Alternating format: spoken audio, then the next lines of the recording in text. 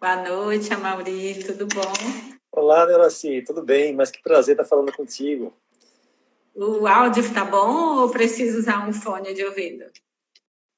O meu para mim tá tudo ok. Tô te Tá escutando bem, tô ok. te vendo bem. Como é que tá aí para Então, você? ótimo. Aham. O pessoal está chegando aí, né? Está começando. Eu queria pedir Isso. para vocês se apresentando, né, aos colegas, Aham. um pouquinho da tua história aí na saúde materna, para que eles conheçam você. Ah, tá bom. Eu sou médico formado pela Universidade Federal de Pernambuco. Lá mesmo fiz a minha residência médica em psiquiatria. E aí, Neuraci, logo em seguida, eu acabei emendando com mestrado, que na época o meu orientador acabou me apresentando uma ideia de validar uma escala para rastreamento de depressão pós-parto no Brasil. E aí aceitei, né, o desafio, e ao longo do mestrado nós validamos a Postpartum Depression Screening Scale, que é uma escala que considera todo o contexto do pós-parto na hora da gente pensar no rastreamento diagnóstico da depressão.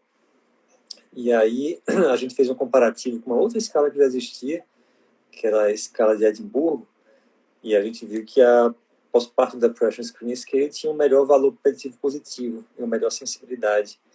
Acabava sendo uma escala mais apropriada até para uso no Brasil. E aí foi bem interessante, porque a partir desse mestrado eu acabei me interessando cada vez mais pelo tema, né, da psiquiatria perinatal, e eu comecei um ambulatório lá no Hospital das Clínicas para atendimento de puérperas, né, grávidas e puérperas. Depois eu fiz um doutorado e coordenei um grupo de pesquisa em psiquiatria perinatal e fiz um doutorado. Também no doutorado eu estudei depressão pós-parto, eu estudei a prevalência de depressão pós-parto aqui no Recife. Também fiz uma validação, uma tradução e um teste de confiabilidade de uma outra escala, que foi a Postnatal Negative Thoughts Questionnaire, que é bem interessante para quem trabalha com terapia cognitiva. E também identificamos aí quais eram os pensamentos, quais eram as cognições mais frequentes nas mulheres com depressão pós-parto. Mantive lá um ambulatório durante algum tempo, até que a gente teve um hiato, quando eu entrei como professor da Universidade Federal de Pernambuco, com outras prioridades e tudo mais, mas sempre mantive aí alguns estudos, algumas pesquisas em saúde mental da mulher e, sobretudo, psiquiatria perinatal, até que culminou depois, né, entrando na Comissão de Saúde Mental da Mulher da Associação Brasileira de Psiquiatria e trabalhando com alguns outros colegas do Brasil. Enfim, e o ambulatório hoje foi retomado, né, dessa vez com a coordenação de uma outra colega chamada Carla Zambaldi, e que eu fiquei até muito feliz, né, que esse ambulatório tivesse se formado de novo, né, de psiquiatria perinatal junto com sexualidade feminina. Então, um ambulatório bem interessante para o Hospital das Clínicas da UFPE, que eu já não estou mais, né, mas de alguma forma vou acompanhando ali o trabalho das meninas relativamente de perto, né. Eu digo que é uma paixão, né? A gente começa a trabalhar com isso, a gente não para, né? A gente pode até sair do setor, mudar de área, mas a gente vai ficar com aquele viés, porque é algo que a gente se encanta e a gente percebe a importância, né? Eu acho que saúde materna, se a gente pensar, é o começo da vida, né? É Uhum. o começo da vida. Se a gente pensa só nessa frase, a gente já consegue entender qual a importância de se cuidar do bem-estar dessa mãe, da saúde dessa mulher, né? Por todas as repercussões, né? Que nós vamos estar abordando hoje aqui um pouco. Que bom, Isso. agora, quem não te conhecia hoje, das pessoas que são seguidores do Fluir, tudo que não te conhecia agora já conhece, já sabe agora da tua experiência, né?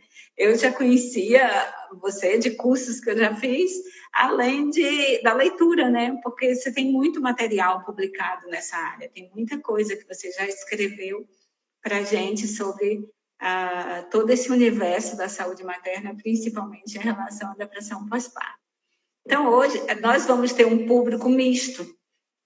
Nós vamos ter profissionais da saúde nos acompanhando, mas também vamos ter gestantes, vamos ter puérperas que vão estar aqui Ah, que acompanhando coisa a boa. gente. que vão estar assistindo, que são pessoas que já me acompanham, porque eu divulguei também nas redes sociais do ProMãe, que é o site que eu dedico para mulheres, para a parte de saúde materna, e também da minha rede pessoal. Então, a gente vai ter público, teremos doulas, teremos um público bem participativo. Eu espero que as pessoas possam ir perguntando, tirando suas dúvidas, e que elas fiquem à vontade, porque o objetivo da gente hoje é despertar sobre a importância de se cuidar da saúde da mulher. E aí eu acho que uma boa forma da gente começar, Mauri, é falando sobre o que é que a gente está chamando de descuidar, né? O que é que a gente está chamando de ausência de cuidado da saúde da mulher, né? O que é que a gente tem visto e que a gente caracteriza nesse aspecto, né? Conta para a gente aí, com base na sua experiência, o que é que você tem visto, né, de ausência de cuidado, né, desse descuidar. Pois é, Neuraci, a gente tem que comentar aqui em alguns âmbitos, né? Porque você falou que esse momento aí da gravidez e puerpério é um momento muito delicado na vida da mulher, por várias razões, né? Se a gente pensar em termos psicossociais, né, ela vai ter que assumir o papel de mãe, né? E nem sempre isso é uma coisa tranquila para ela, porque afinal de contas, o papel de mãe, a gente está aí prestes a ter o Dia das Mães, né? E a gente vê que a sociedade ela tem um nível de exigência em relação ao que é ser mãe, que é muito parecido com aquele mito de Deméter, né? Deméter é aquele mito grego daquela deusa que teve seu filho sequestrado e ela estava disposta a matar a humanidade inteira para recuperar o seu filho.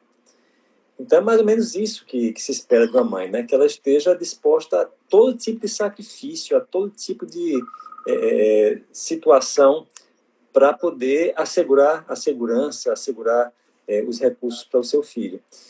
E aí, assim, assumir o papel de mãe significa incorporar, né, essas expectativas todas, que são expectativas sociais, são expectativas familiares, e que acabam sendo expectativas da própria mulher, né?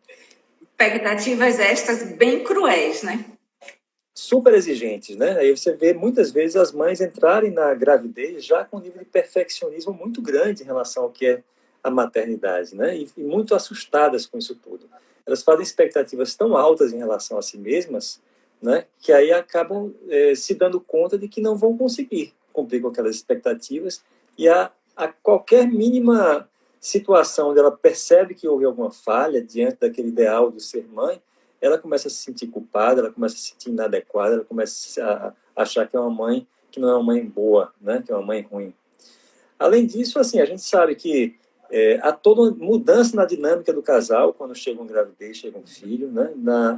Há toda uma mudança também em termos de aprendizados que ela vai precisar ter de como é que amamenta, que nem sempre amamentar é tão fácil quanto a gente vê nas novelas, né?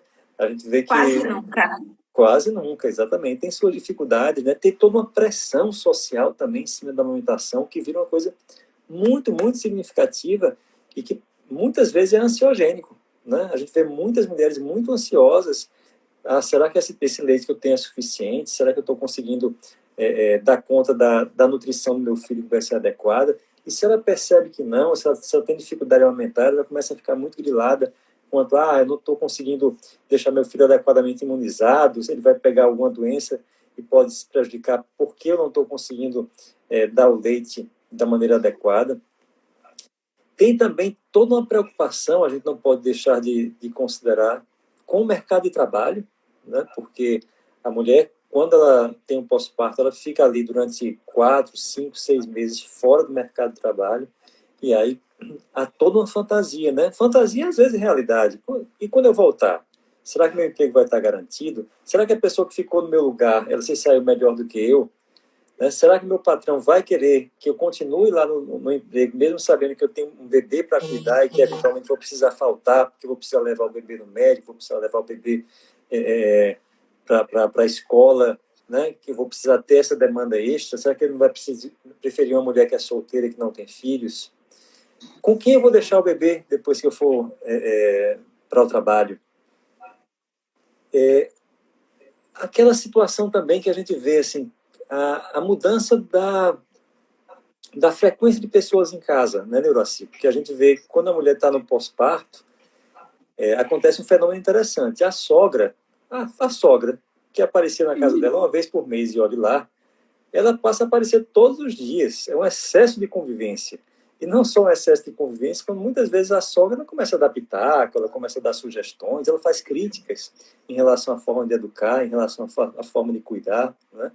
Eu me lembro, certa vez, de uma pessoa que me disse assim: olha, eu fiquei tão irritado com a minha sogra, tão irritada, que eu estava criticando a forma como eu estava educando meu filho, que eu disse a ela: olha, é o seguinte, vamos ter que chegar num ponto. Eu não estou pedindo sua sugestão, porque eu vivo com uma pessoa que foi educada por a senhora, e ele tem várias imperfeições. Então, no final das contas, a gente percebe que assim, há uma certa exigência, né, de que ela tenha determinadas posturas assertivas, de que ela consiga colocar determinados limites, né, de que ela consiga encontrar o seu espaço, encontrar a sua própria forma de ser mãe, num contexto onde ela vai estar muito vulnerável biologicamente.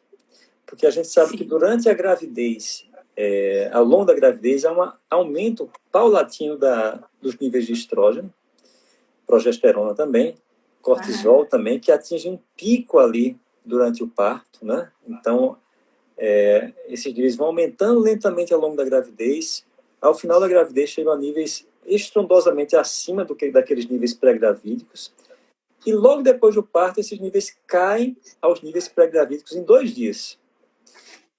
E a gente sabe que no cérebro tem receptores para estrógeno, tem receptores para progesterona, tem receptores para cortisol. E quando você tem essa pancada, né, essa mudança abrupta dos níveis hormonais, há toda uma alteração no sistema de regulação de serotonina, no sistema de regulação de um outro receptor chamado GABA, o que vai fazer com que a mulher fique muito vulnerável emocionalmente, né, com uma dificuldade muito grande de regulação emocional. E aí boa parte das mulheres vão passar por isso, né?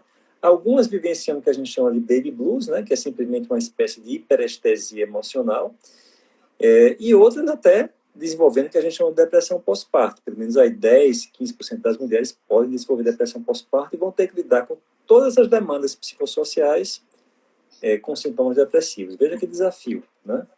Legal você trazer isso do baby blues, porque muitas vezes as pessoas estão confundindo depressão com baby blues, são coisas bem distintas.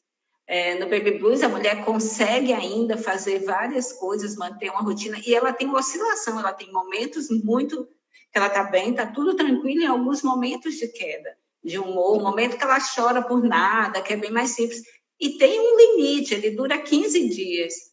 Às vezes, eu percebo que pessoas que já estão apresentando uma tristeza mais prolongada, que já é um quadro de depressão que não está grave ainda, mas é uma depressão que já está sendo instalada, e as pessoas ficam achando que é baby blues porque viu numa rede social ou outra de pessoas que não estudam sobre o tema que o baby blues pode durar 30 dias, 35.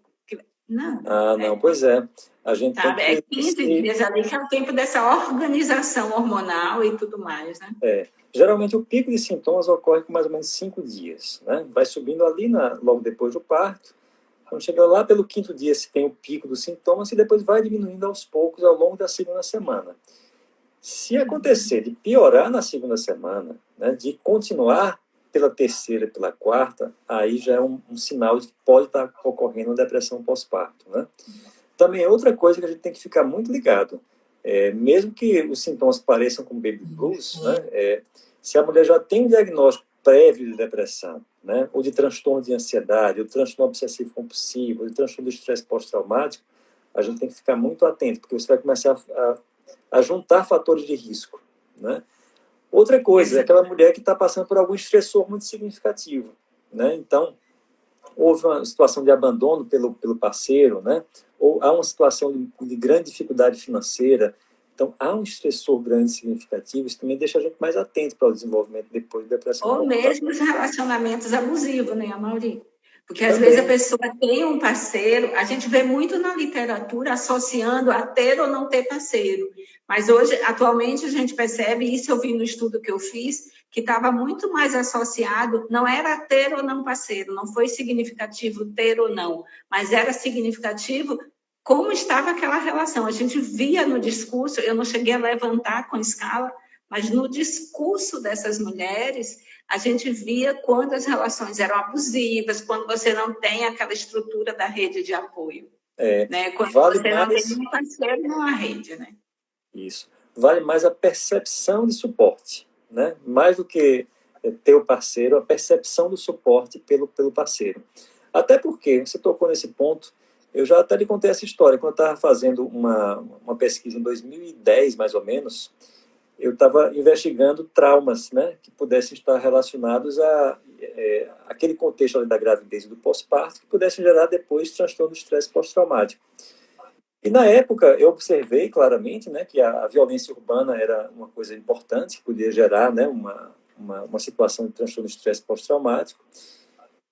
Também vi que algumas situações relacionadas ao próprio parto, né, a assistência da equipe de saúde, né, a forma como ela vivenciou aquele momento do parto, os riscos relacionados à saúde física dela e do bebê, que eventualmente ficam mais exacerbados em algumas condições clínicas, poderiam gerar também um transtorno de estresse pós-traumático, mas me surpreendeu uma coisa, Neuraci, que assim, eu nem imaginava que fosse tanto, né? Mas é a violência por parceiro íntimo, durante a gravidez, gerando trauma, né?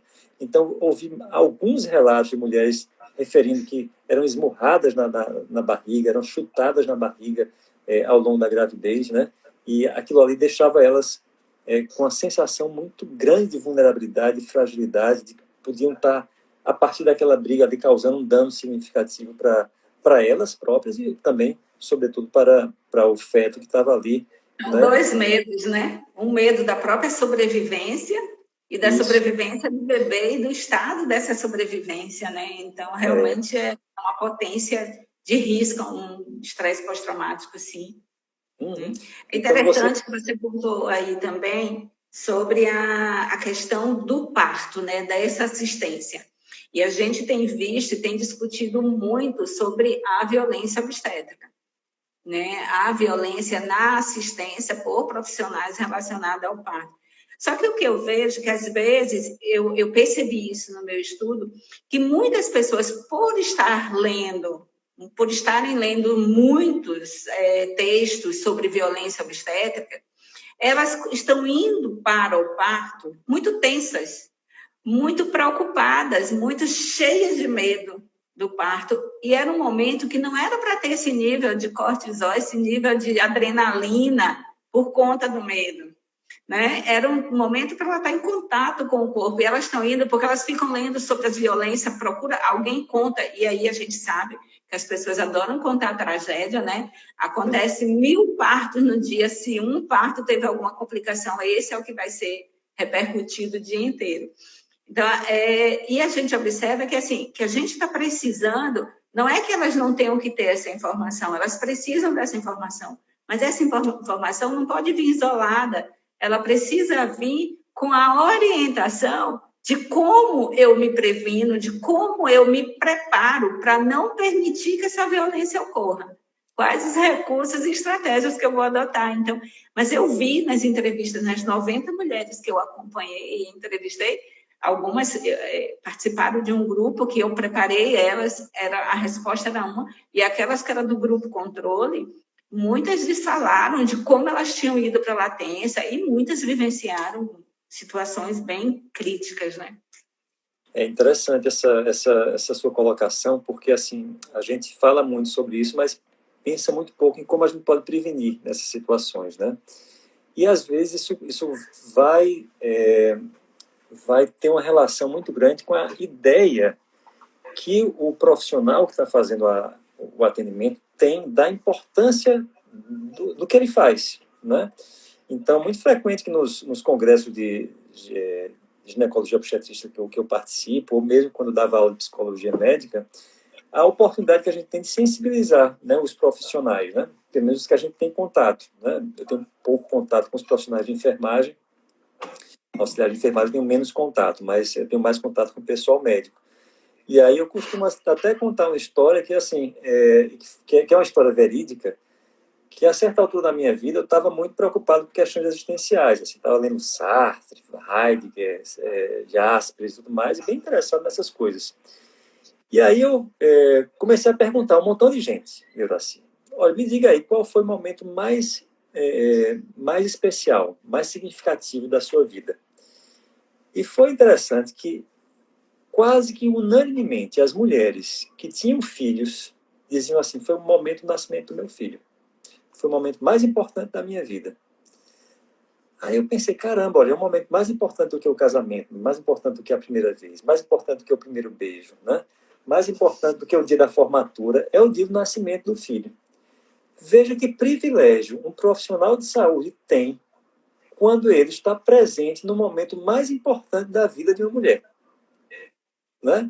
Quando a gente vê a atitude de um pastor, de um padre, né, diante de uma noiva, é a atitude mais respeitosa do mundo. Né? Você tem um tapete vermelho para a noiva passar. Eu acho assim que o momento do nascimento do filho é um momento tão importante que tem que ter um tapete vermelho para a mulher passar. Entendeu? Ela precisa sentir aquele ambiente como um ambiente acolhedor, como um ambiente onde ela pode confiar nas pessoas, como um ambiente onde ela pode ter algum domínio daquela situação, né? Uma noiva, ela tem um certo domínio da situação, concorda comigo? Ela escolhe como é que vai ser o arranjo, como é que vai ser o vestido dela, quem vão ser os convidados, quem vai...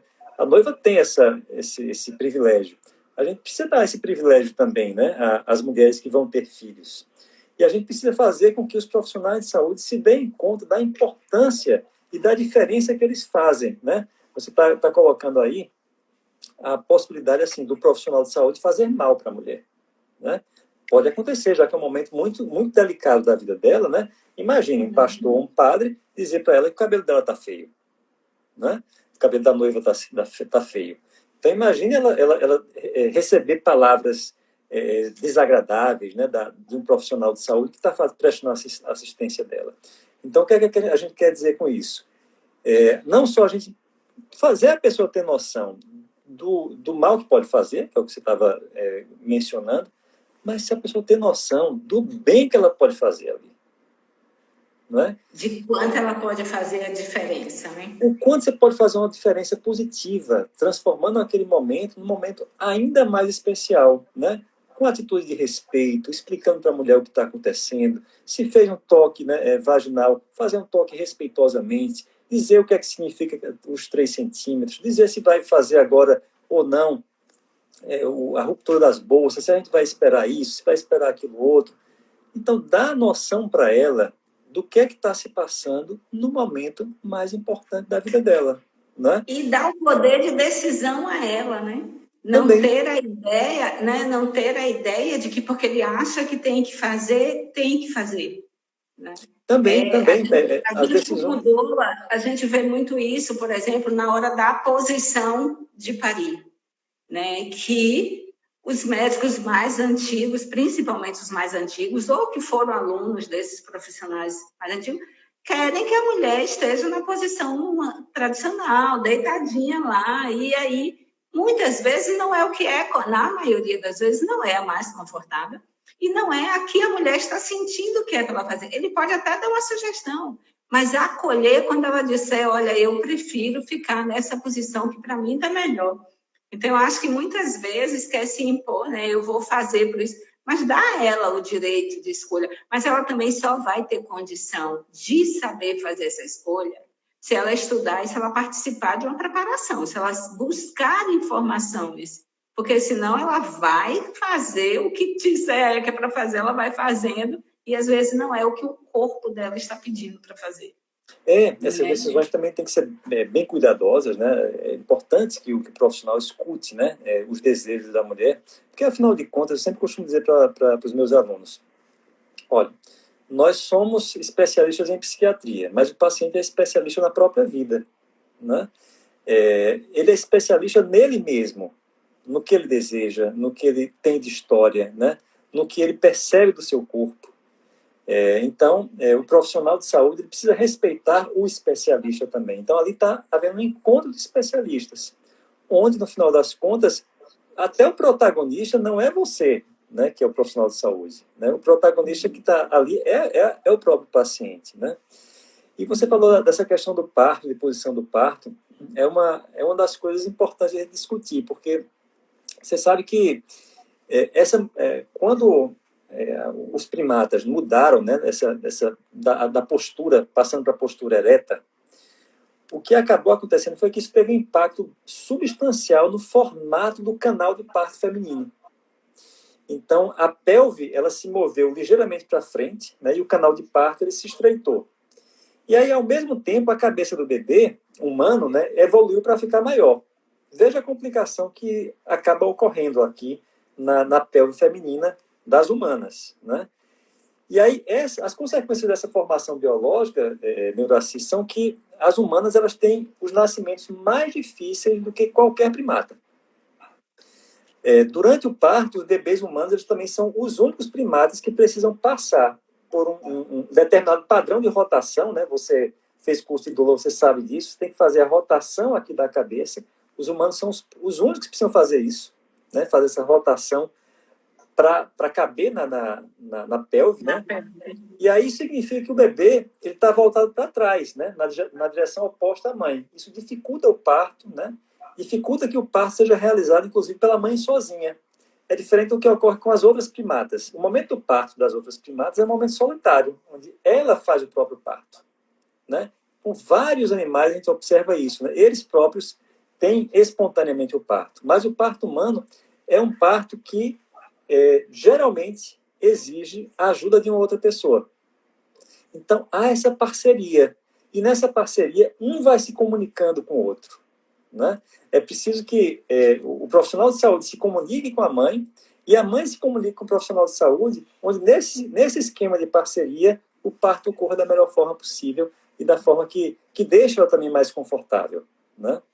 A gente tem visto muito que com essa busca das mulheres de resgatar essa postura anterior que favoreça o canal de parto, é exatamente nessa busca de exercícios como o spin baby e atividades que a mulher faz que favorece a ela, que muitas vezes a gente vê, tem sido muito comum a gente encontrar vídeos onde a própria mulher acolhe e apara seu filho, porque ela está numa posição, ou numa banheira, ou numa posição agachada, ou numa posição que o corpo dela permite que a mão alcance, né, o bebê e trazer o bebê. Mas isso precisa que ela tenha um conhecimento do próprio corpo e sinta o que é que o corpo está pedindo, o movimento, para que ela possa ajudar e as pessoas que estejam em volta possam apoiá-la naquele processo, ajudando a parar o bebê e tudo mais, mas numa capacidade, assim, é um processo difícil, mas um processo que é facilitado, né?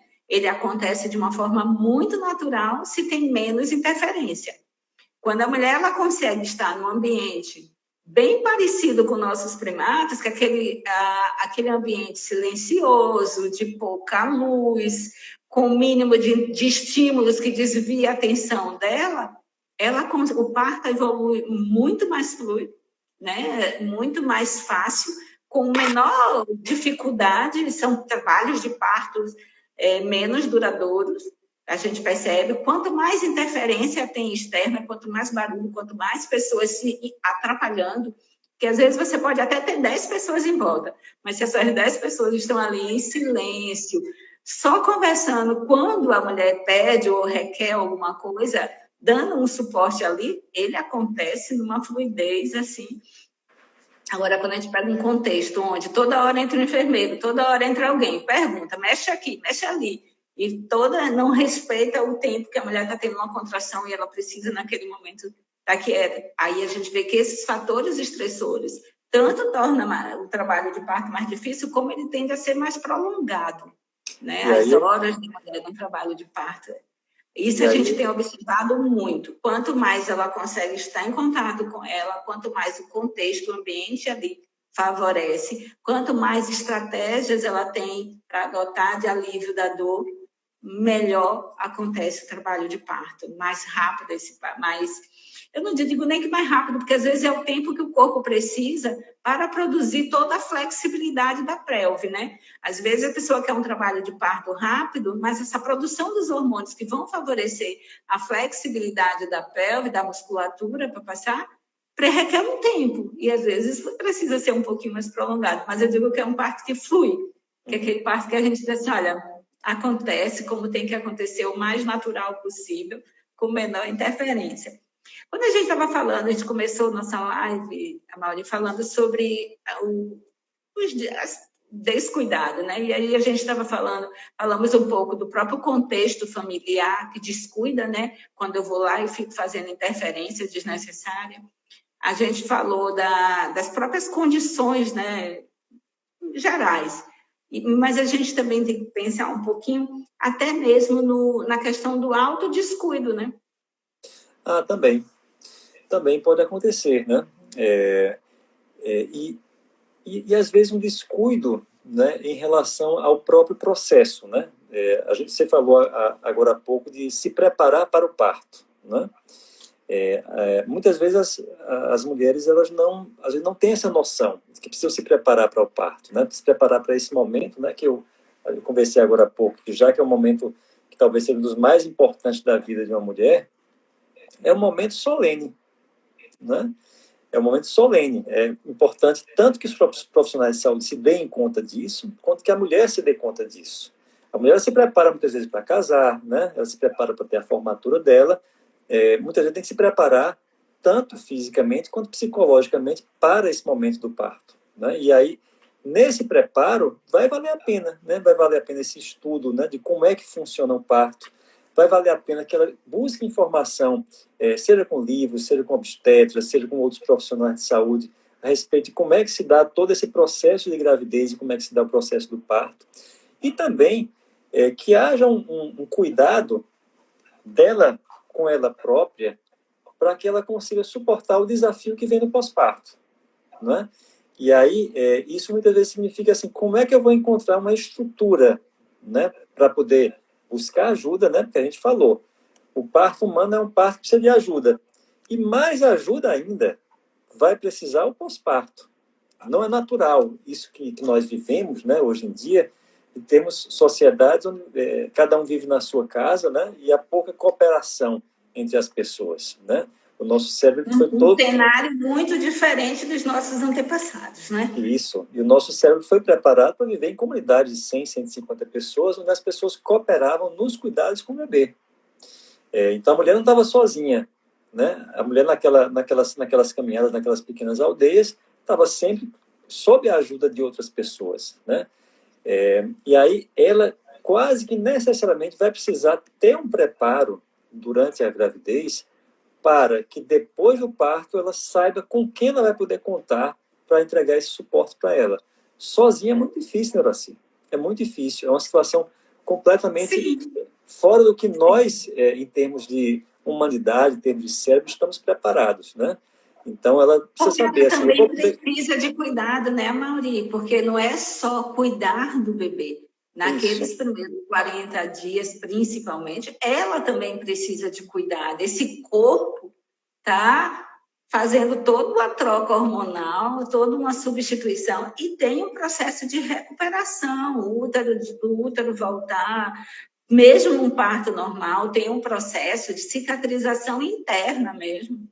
Mesmo que não tenha tido laceração nem nada, existe todo um processo, não é?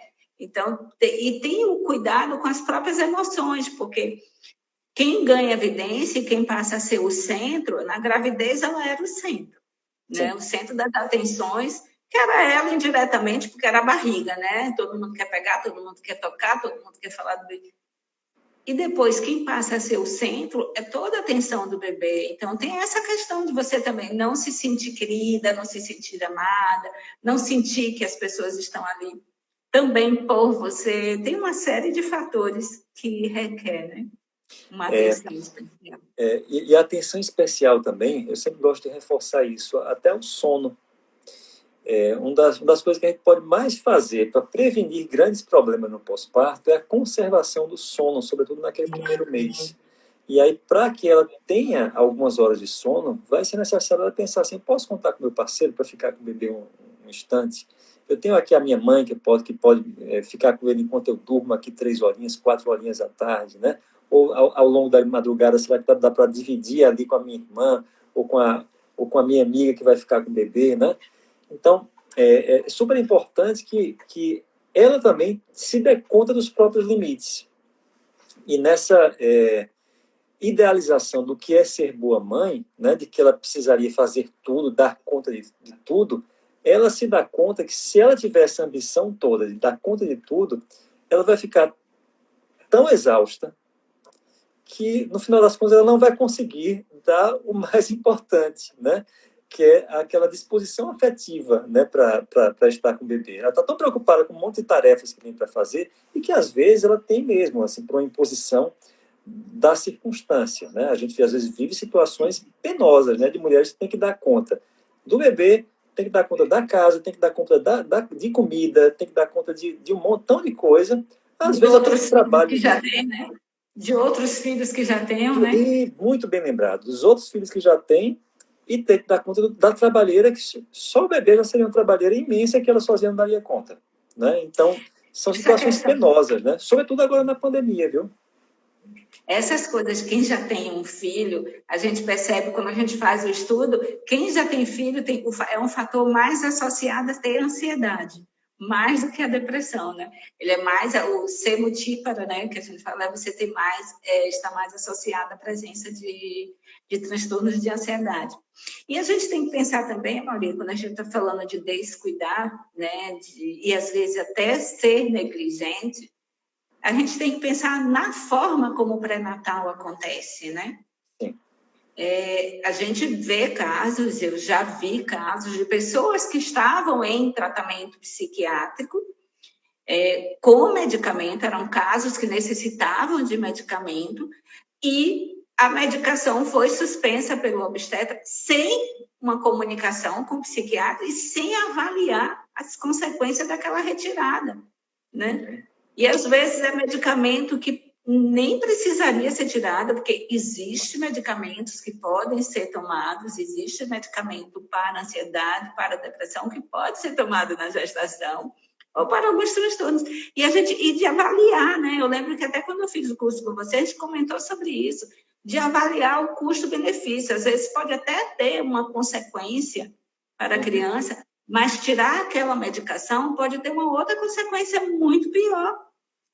Né? Então, a gente avalia isso, né? Vamos falar um pouquinho sobre isso, né? Sobre quais os cuidados que os colegas da assistência obstétrica, que o colega que está ali no pré-natal, seja o enfermeiro obstetra, seja um médico, né? Porque hoje muitos, e tem sido, eu gosto muito do pré-natal feito por enfermeiras obstétricas. Eu vejo que é uma assistência, até pelo perfil de formação deles, é uma assistência, mas ela se dedica ao todo daquela família, não só à medição de uma barriga e aqueles aspectos básicos ali, né? Então, eu queria que você falasse um pouquinho sobre isso, né? Sobre essa assistência do pré-natal ali. Aí dá pano para manga, porque você falou um aspecto muito importante. Assim, quando a gente está diante de uma paciente com depressão ou com grande transtorno de ansiedade durante a gravidez, com certa frequência a gente vai precisar usar psicofármacos. E aí, quando a gente vai usar um psicofármaco na gravidez ou na lactação, a gente está usando psicofármaco para duas pessoas. Para a mãe, né, que está precisando do psicofármaco, e para o bebê, que não está precisando do psicofármaco, mas ele está precisando de uma mãe que esteja em condição de cuidar dele.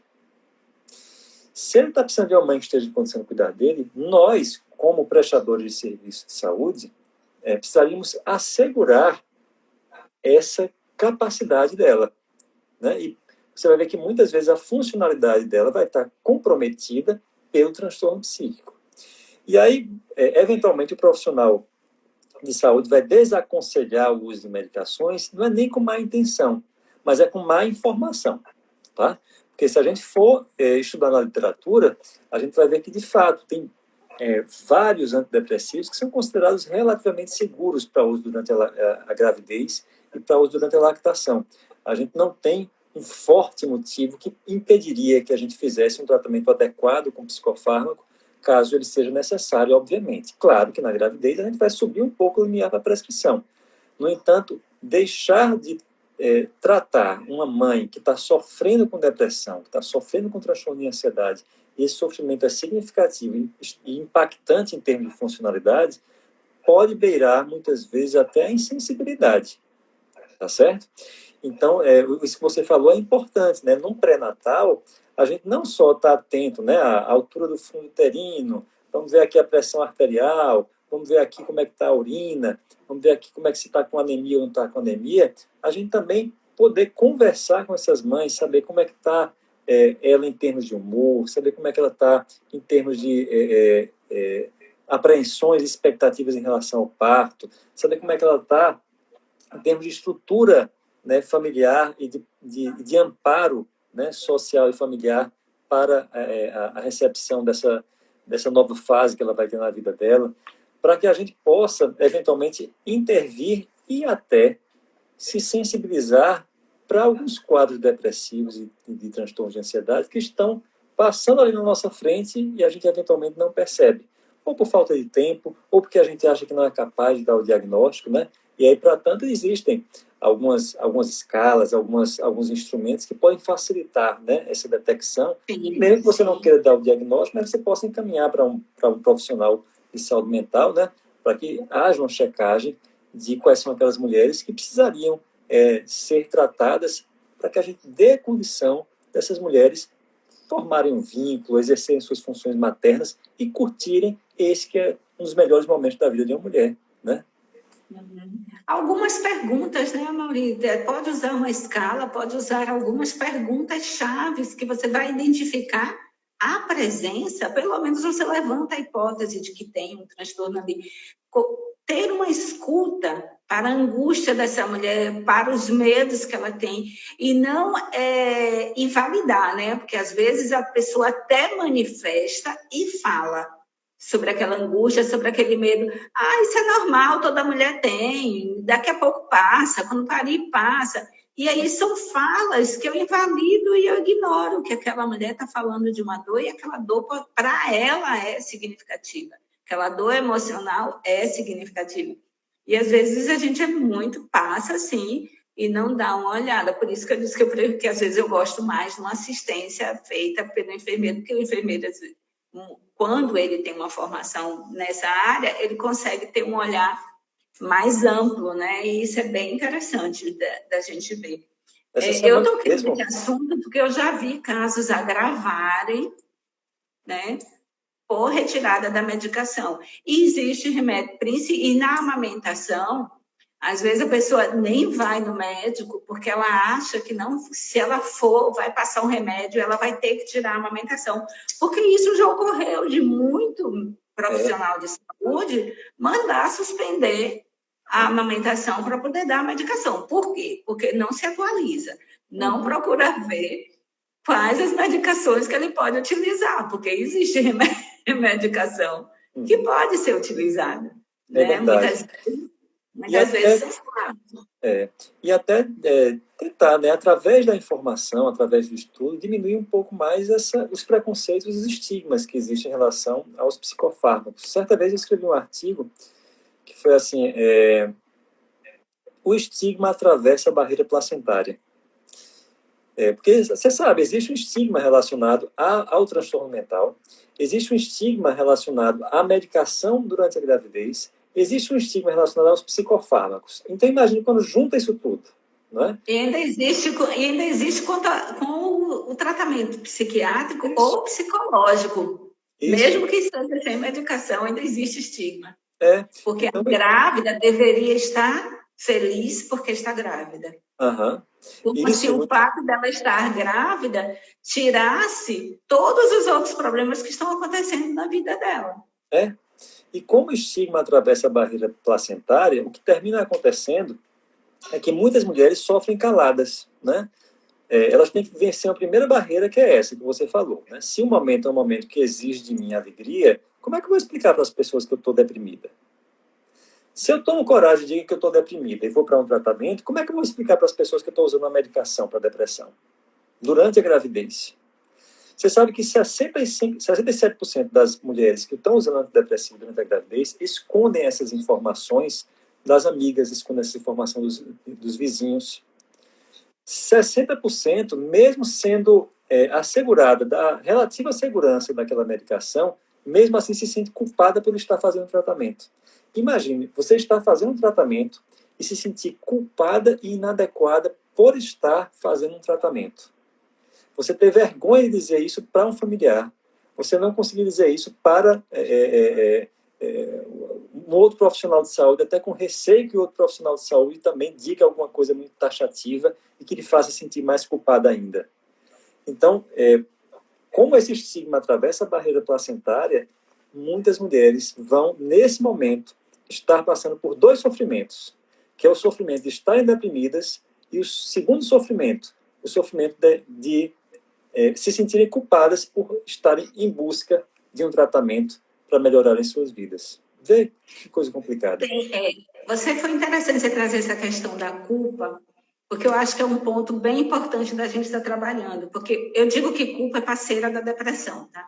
Geralmente, a gente é um sentimento, é uma emoção, uma percepção de ser responsável pelas coisas ali, culpada, que faz com que a gente olhe, você vai fazer entrevista com uma pessoa com depressão, a gente vai encontrar ali a culpa.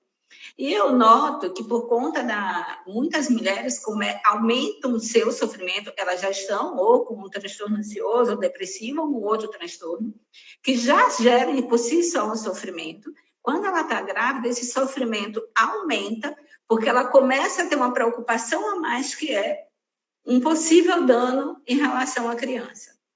E se é depois do parto e a criança apresenta qualquer alteraçãozinha, e às vezes a criança não está apresentando nada, mas ela sabe o que ela vivenciou na gestação, ela está ali pensando que o bebê pode apresentar, que a criança vai apresentar. Ah, essa criança não dorme direito porque eu tinha isso, porque quando eu estava assim eu fazia. Então, assim, eu acho que a gente tem sim, não por obrigação, a gente tem que pontuar quais são as consequências desses transtornos, mas a gente tem que libertar um pouco a mulher dessa culpa, porque assim, você não ficou com um transtorno e não está doente porque você quer.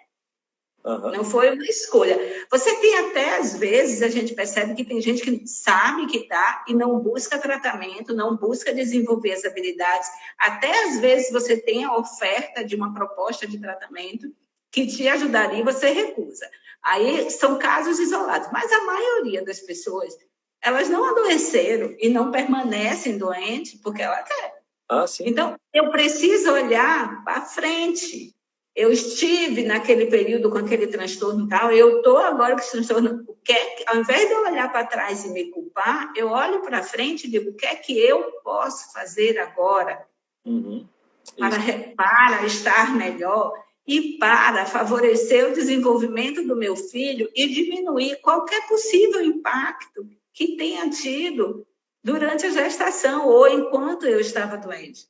Porque por mais que tenha as consequências, e a gente sabe que tem, mas elas também podem ser corrigidas, né? Elas podem ser melhoradas, a maioria das consequências que tem, que eu acho que a gente tem que citar um pouquinho isso aqui, né? O que é que acontece? Dos transtornos mais comuns, o que é que acontece? Quais as consequências, né, para a gravidez em si, né, para a mulher e para a criança? Foi bem lembrado isso, né? Porque a gente falou agora há pouco que às vezes é até com boa intenção, né? Que o familiar ou o profissional de saúde chega e diz para a mulher assim, olha, você não vai poder usar essa medicação.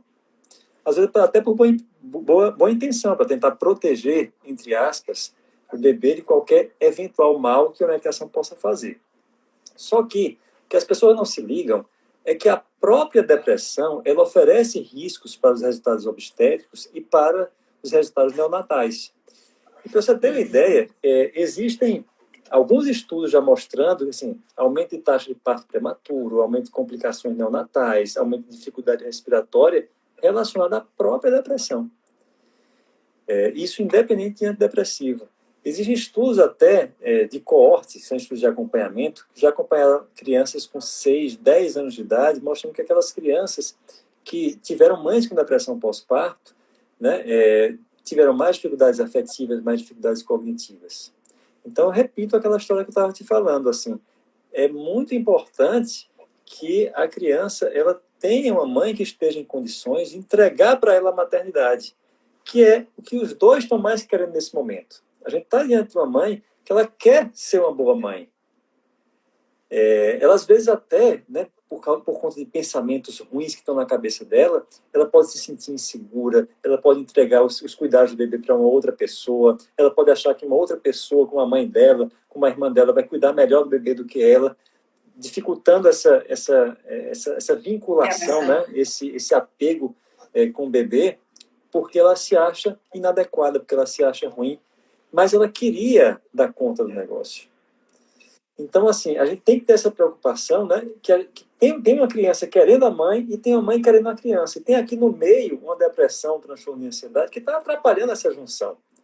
E é a nossa tarefa, enquanto profissional de saúde, tirar essa coisa que está no meio para permitir que haja essa ligação, que tão bonita é, que deixa tão boas memórias. Memórias na pele, memórias no cortisol, memórias no sangue, sabe? Dessas crianças que a gente percebe que é interessante, Euraci, mas você sabe que já foi feito estudos mostrando que o toque da mãe no bebê, né, a mãe alisando o bebê, aconchegando o bebê, a voz da mãe, diminui o cortisol do bebê, que é o hormônio relacionado ao estresse. Isso é uma memória biológica que fica para o resto da vida. Né? Mesmo quando você é adulto, se você teve essa experiência de ter o seu cortisol diminuído diante do toque, do carinho da sua mãe, dentro da voz da sua mãe, se você teve essa experiência durante ali, aquela fase ali dos primeiros meses de vida, lá com 30, com 40 anos de idade, não há nada que vai ser tão alentador quando você estiver muito aperreado quanto o colo de uma mãe, quanto a voz de uma mãe, quanto o carinho de uma mãe. Entendeu? Agora, isso só se consegue... Esse tema que você está trazendo, eu vou fugir agora de um foco, mas não deixa de ser. E aí me vem agora, quando você fala a importância desse toque, desse colo, desse aconchego, né? Dessa necessidade que a criança tem, que a gente dá, e a repercussão disso na vida.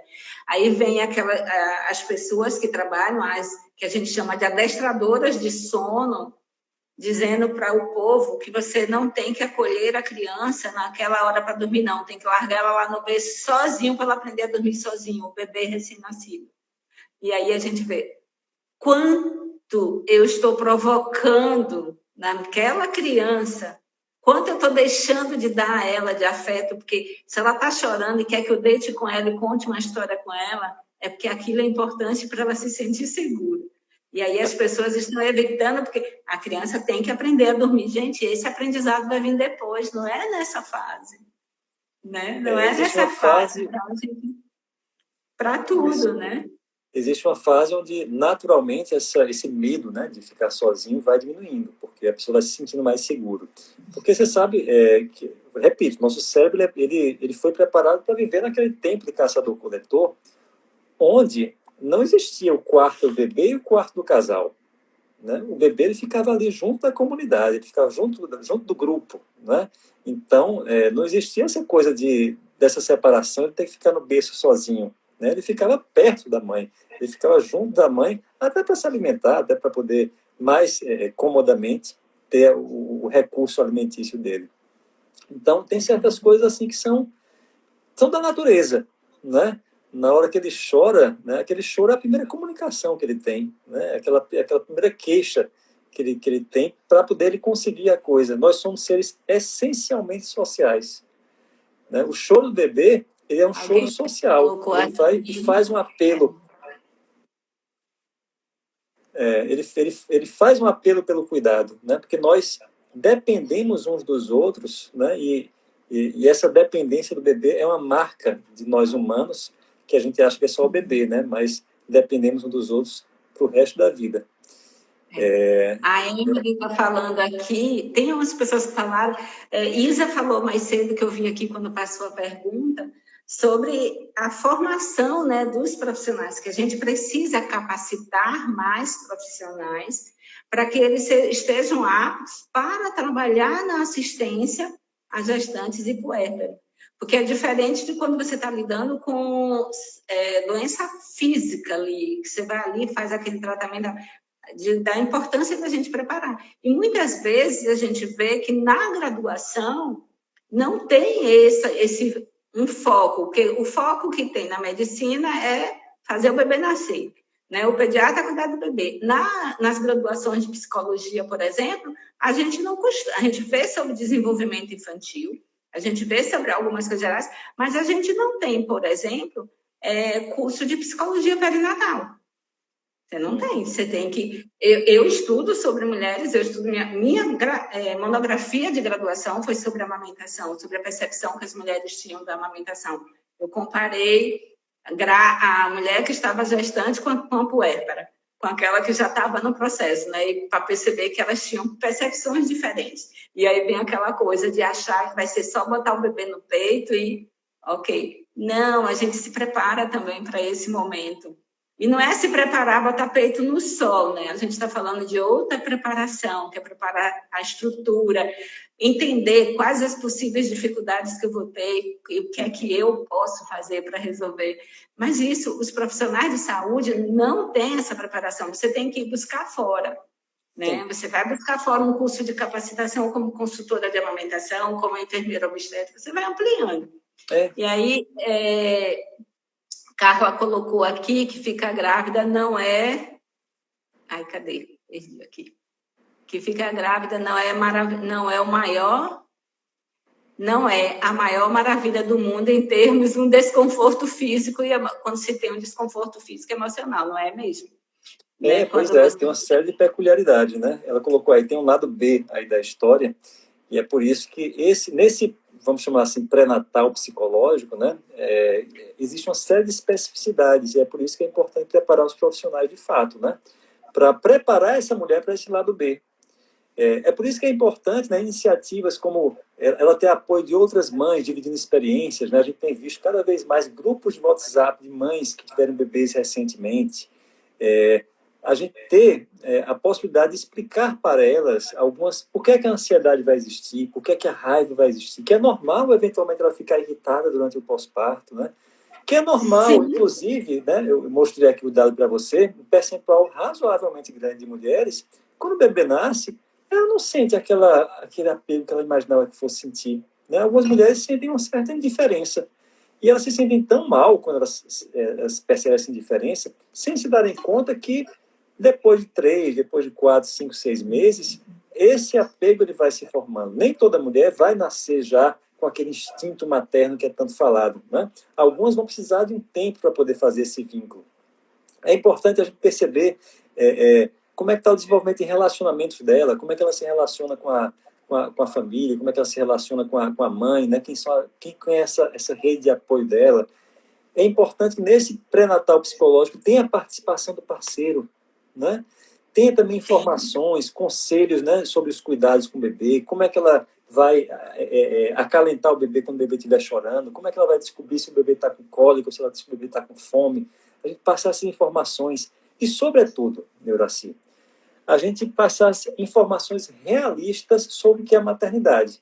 Porque uma das coisas mais difíceis é quando a mulher é perfeccionista e coloca um ideal de maternidade que fica muito longe da realidade, onde ela vai se frustrar, né? Então, ser mãe, ser pai, significa errar de vez em quando, tá? A gente vai errar. Eu escrevi um texto sobre isso essa semana, tá no Insta do ProMãe, onde eu falo sobre isso, as questões da maternidade. Num vídeo que eu fiz de homenagem para as mães, e eu falo isso. Acertos, erros e frustrações fazem parte desse processo. Os filhos não precisam de mães perfeitas, eles precisam de mães boas e bem intencionadas, tá certo? Eu acho que é mais ou menos por aí. Tem uma coisa que quando a gente faz no programa que a gente tem de pré-natal psicológico, uma das coisas que eu digo no primeiro encontro, o objetivo do grupo é aproximar, trazer a idealização e a fantasia que você tem, o seu imaginário, trazer ele para ficar o mais próximo da realidade. Porque quando você aproxima a expectativa de realidade, a probabilidade de a gente ter Mulheres com depressão, com ansiedade, diminui. E isso eu fiz meu estudo, foi isso, o comparativo foi esse. Peguei 2 grupos de mulheres, com um grupo eu fiz o pré-natal psicológico, que a gente traz informações realistas sobre parto, sobre amamentação, sobre cuidar, sobre educar. A gente desenvolve habilidades de resolução de problema, habilidades de comunicação, exatamente para ela conseguir se posicionar e impedir uma violência obstétrica, para ela conseguir construir uma rede de apoio, porque a gente sabe que o ser humano tem a falsa ideia de que tudo é óbvio, né? Uhum. O outro tem uma bola de cristal que vai só de olhar para você saber quais são todas as suas necessidades. Sabe que eu ouço muito no meu consultório, as mulheres chegam muito deprimidas, muito ansiosas e tudo mais, e elas dizem muito assim: doutor Amauri, ninguém me disse que era essa confusão toda no pós-parto. Ninguém me disse que era assim. Ninguém me preparou para isso, né? E esse preparo, às vezes, vem assim de uma mulher mais experiente, de uma mulher mais próxima da própria mãe, né? E algumas pessoas passarem um pouco que, olha, tem certas situações que vão ocorrer. Você vai se sentir insegura, você vai se sentir irritada, você vai se sentir sobrecarregada, você vai, em algumas situações, não saber o que fazer, mas passa, né? Isso tudo passa. Isso tudo... Nesse aspecto, sabe o que é que eu observo? É que parece, a impressão que dá, e eu acho que não é só impressão, a gente observa isso de forma clara, a memória das pessoas, da parte... A gente tem uma tendência a pensar no negativo para muitas coisas, mas na maternidade, parece que a memória das pessoas em relação ao que ela vivenciou de mais difícil se apaga e fica o lado bonitinho da maternidade. Porque quando as pessoas vão fazer uma visita, que alguém está tendo uma dificuldade, comigo não era assim, não. E quem está de fora e viu os dois vai saber que foi. Parece que vai se perdendo um pouco, aí a pessoa começa a achar que é só ela que está com problema. Emily colocou aqui que o sonho dela é virar moda que o berço faça parte da decoração dos quartos dos casais grávidos, porque, de fato, né, a gente percebe que não. E Fânia falou aqui, exatamente, Nildaci, aqui eu comprei um berço, está servindo apenas para colocar as roupas lavadas do bebê até passar. Fizemos da cama compartilhada e sem previsão de colocá-la em outro quarto dela. Exatamente, Fânia. É isso. A cama compartilhada faz parte do que a gente chama da extragestação, que é você gestar esse bebê por alguns meses fora da barriga. Né? Isso faz parte do que é aquele tempo. Deixa ali. A criança precisa de aconchego. Né?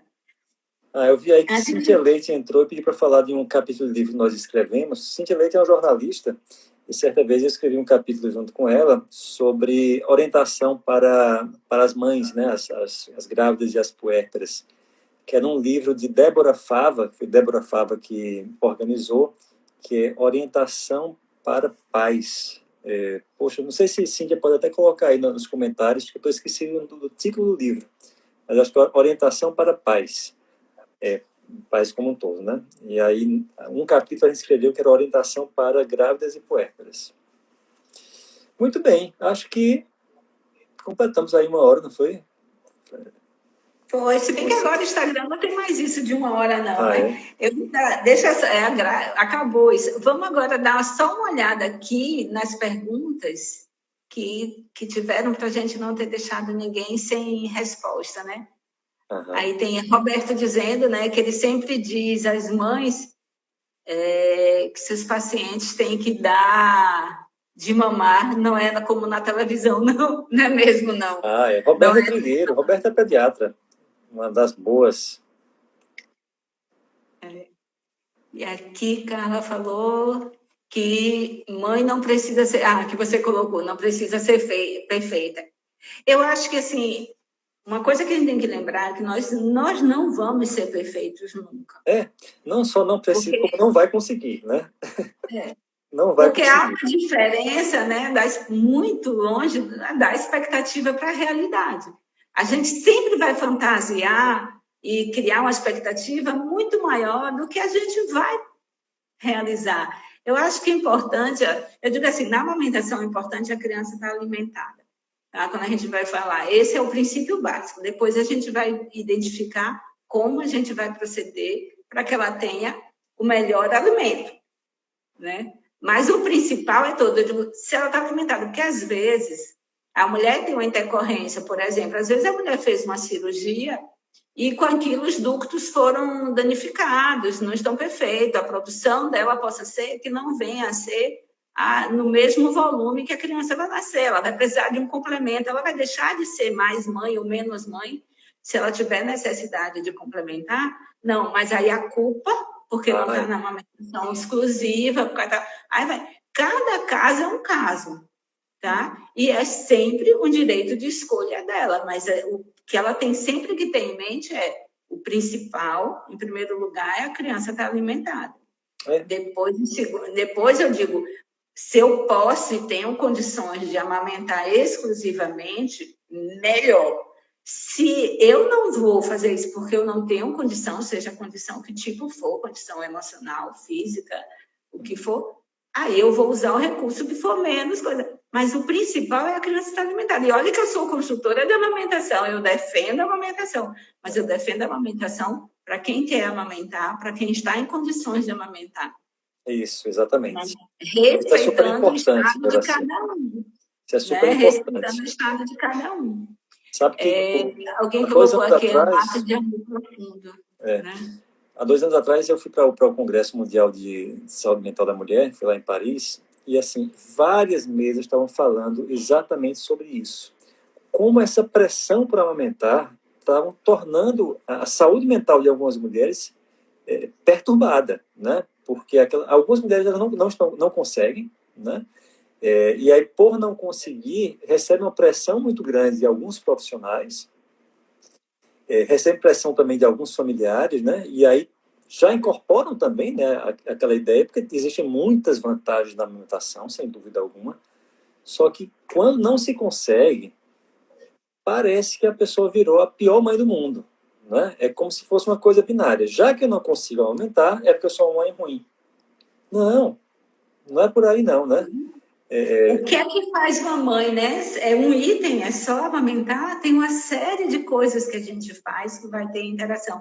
E a Maurício, você sabe o que é que eu observo nos meus estudos em relação na parte que eu trabalho com a amamentação?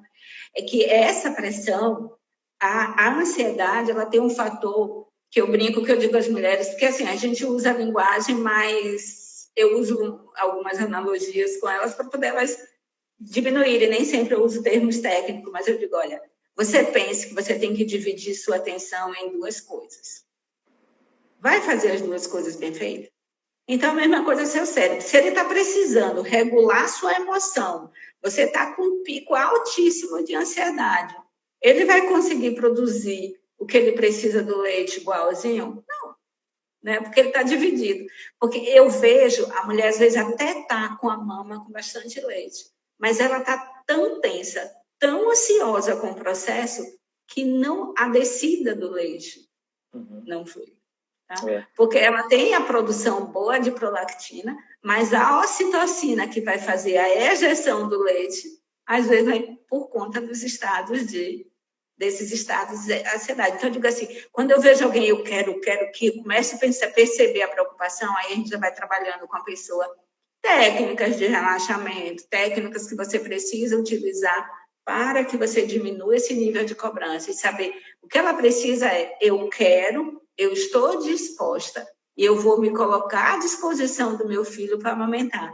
Vou aprender a melhor forma de oferecer esse peito, né, para que tenha uma pega correta e eu não tenha fissura e tudo.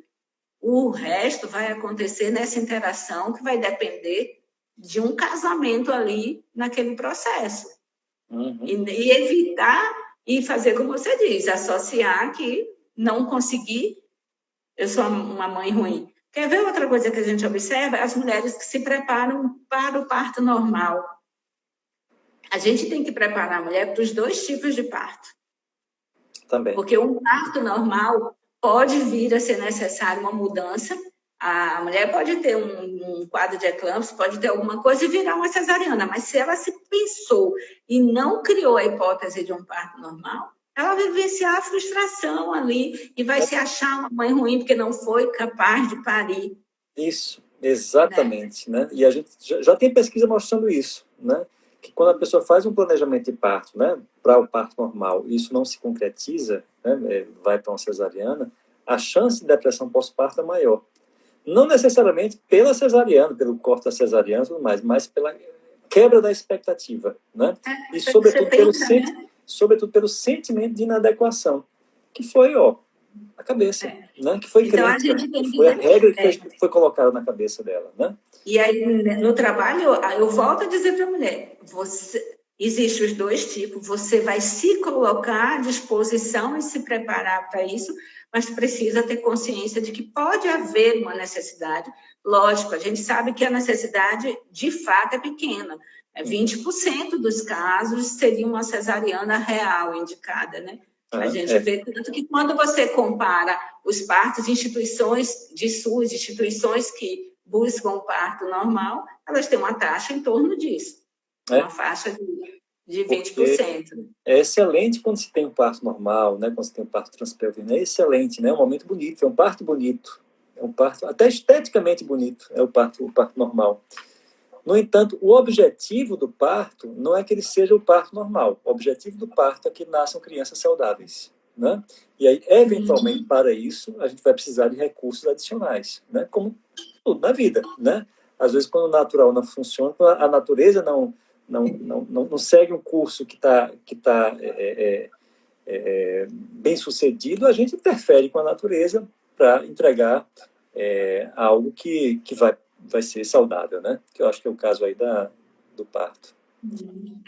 Tem algumas pessoas que estavam falando aqui sobre a amamentação, até teve uma que disse que achava que não ia conseguir amamentar as gêmeas, né? E a gente já viu que consegue, né? Se é exclusivo ou não, vai depender, né? Deixa eu ver se tem mais alguma coisa aqui no início, Mauri, que a gente possa, alguma pergunta que a gente possa ter passado. Gente, se vocês tiverem mais alguma pergunta, pode colocar. Quando eu falo que o parto normal é esteticamente bonito, não falo da estética do corpo, entendeu? Eu falo da estética do parto, ok? A gente falou, né, de uma forma geral, sobre os impactos, né? Eu acho que você trouxe bem importante sobre a questão do vínculo, né, sobre a questão da cognição da criança. E aí a gente tem que entender que uma mulher deprimida, ela não tem muita energia para fazer os estímulos e para interagir com a criança. Ela conversa menos com a criança, ela interage menos, e tudo isso realmente vai ter uma consequência. Mas aí ela precisa pedir ajuda e colocar para as pessoas como elas estão sentindo. Eu vejo que as pessoas não falam. Eu já trabalhei com muita paciente com depressão pós-parto, e às vezes ela só vai trazer quando está aqui, mas assim, para dentro de casa ela não fala, porque dentro de casa a ideia é, seu filho está saudável, por que você está sentindo assim? Você deveria estar grata a Deus, né? Só que tem uma série de fatores acontecendo, ela não está sendo ingrata com Deus, porque ela está deprimida. Né? Ela está com dúvidas sobre a capacidade dela, o olhar que ela está tendo para o contexto. E é interessante, né, Mari, como elas associam qualquer coisa a amar ou não amar, a saber cuidar, a ser boa mãe ou não ser boa mãe. Eu me lembro que uma mãe, eu tive uma mãe que ela estava com uma gestação complicada e ela dizia, será que eu vou amar meu filho? Eu estou com tanta preocupação, com medo de eu rejeitar, com medo disso. E aí ela foi listando as preocupações todas dela, né? Aí eu disse a ela, quando a gente ama alguém, como é que a gente sabe que ama alguém? O que é que a gente sente por aquela pessoa? Ela foi falando, a gente quer cuidar, quer que esteja bem, não sei o quê. Tudo isso que você está com medo de não conseguir fazer por ele significa o quê? Ela já amava, ou já tinha sinais de amor ali para o filho. Porque se você não tem sentimento, se você não tem afeto, você não está nem aí se você vai gostar dele depois ou não. Sim. Né? Então, acho que às vezes tem isso das pessoas não atentarem para esse momento. Alguém falou aqui do parto, do medo do parto normal, né? Do medo do parto que algumas mulheres têm, né? A gente chama de tocofobia. Não é um fenômeno tão incomum assim, não, né? É um fenômeno relativamente comum, pouco falado, né? E é um dos motivos que leva à escolha da mulher pela cesariana, porque tem a cesariana que a mulher faz, porque o médico disse que tem alguma coisa aí, ou quer dar uma orientação, né? Eu digo que estão as induções para um parto normal, mas tem mulheres que logo que engravidam, elas já decidem que será normal por conta desse medo. sim, sim. E é um medo, e é algo que pode ser tratado, né? A gente tem aí várias técnicas da psicologia, da terapia comportamental. Recentemente nós demos um curso sobre isso, não foi no congresso da Federação Brasileira de Terapias Cognitivas, onde a gente falou um pouco sobre essa coisa da exposição em vivo, da exposição na imaginação também, né? Que pode ser utilizada para que a gente vá neutralizando aí o medo do parto.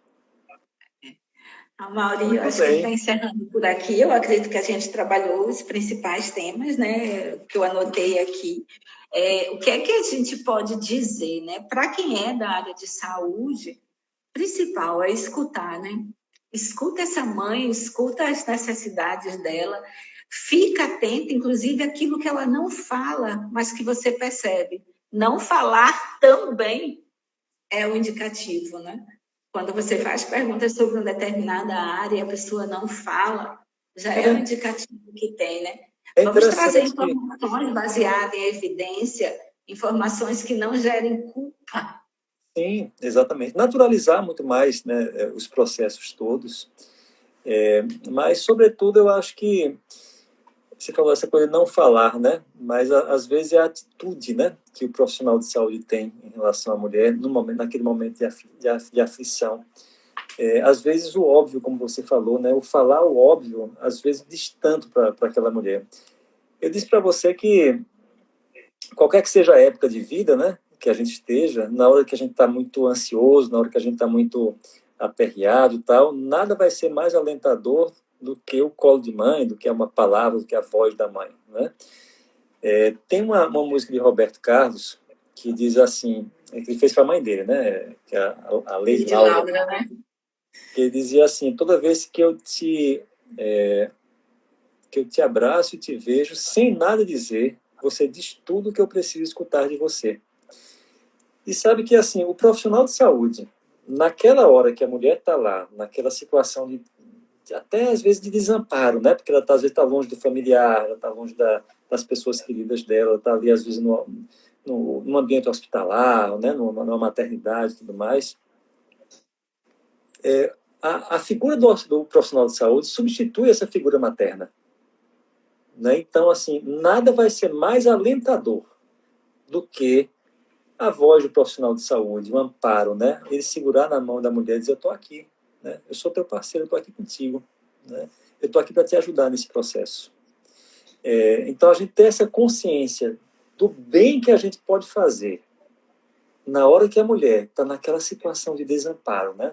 Na hora que a mulher está aquela insegurança toda, a gente transmitir essa segurança, né?